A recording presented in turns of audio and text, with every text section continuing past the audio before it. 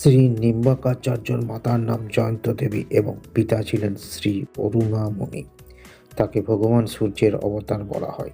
কিছু লোক একে ভগবান সুদর্শন চক্রের অবতার এবং এর পিতার নাম শ্রী জগন্নাথ বলে মনে করেন। বর্তমানে অনুসন্ধানকারীগণের মতে এর জীবনকাল একাদশ শতাব্দী বলে জানিয়েছেন। তার ভক্তরা মনে করেন এর জন্মকাল দ্বাপর যুগে দক্ষিণ ভারতের গোদাবরীর তীরে স্থিত বৈদুর্য পতনের নিকট অরুণা আশ্রমে এর জন্ম হয়েছিল।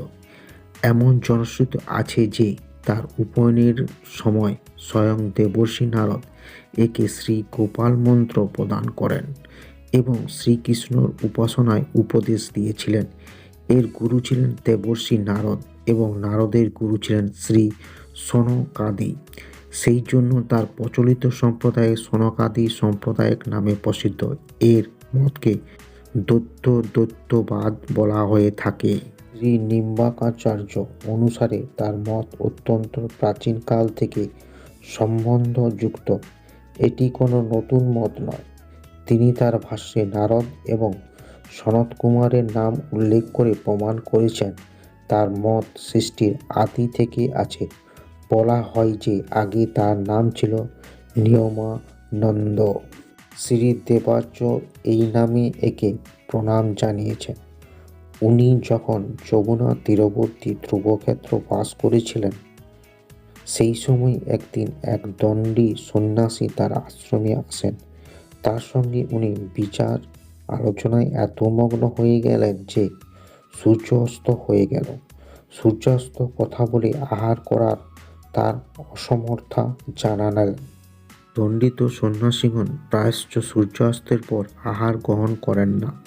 অতিথি আহার না করে ফিরে যাবার কথা শ্রী নিম্বাকাচার্য অত্যন্ত চিন্তিত হলেন। ভগবান তার সমস্যা সমাধানের জন্য প্রকৃতির নিয়ম পরিবর্তনের এক অদ্ভুত লীলা সৃষ্টি করলেন। সকলে আশ্চর্য হয়ে দেখলেন যে এর আশ্রমের কাছে নিম গাছের উপর সূর্যদেব প্রকাশিত হয়েছেন। ভগবানের অপার করুণা প্রত্যক্ষ করে আচার্যের হৃদয়ে আনন্দ অভিভূত হয়ে গেল। ভগবান করুণার প্রতি শত শত কৃতজ্ঞতা জানিয়ে তিনি তার অতিথিকে আহার নিবেদন করলেন। অতিথিদের আহার শেষ হলে সূর্যাস্ত হল। ভগবানের এই অসীম করুণা লোকেরা শ্রী নিম্বাকাচার্যের সিদ্ধিরূপে দেখেন এবং তখন থেকে তার নাম নিম্বাদিত্য অথবা নিম্বক বলে প্রসিদ্ধ হয়। যদিও শ্রী নিম্বাকাচার্য বহু গ্রন্থের প্রণয়ন করেছেন, কিন্তু বর্তমানে শুধুমাত্র বেদান্ত পারিজাত সৌরভের নামে বেদান্ত সূত্রাদির ভাষ্যই উপলব্ধ রয়েছে। তার প্রচলিত সম্প্রদায়ে শ্রী রাধাকৃষ্ণের পুজো করা হয়। এই সম্প্রদায়ের প্রধান গ্রন্থ শ্রী ভগবদ গীতা। নিম্বাকাচার্যের মতে ব্রাহ্মণদের থেকে জীব পৃথক, আবার একও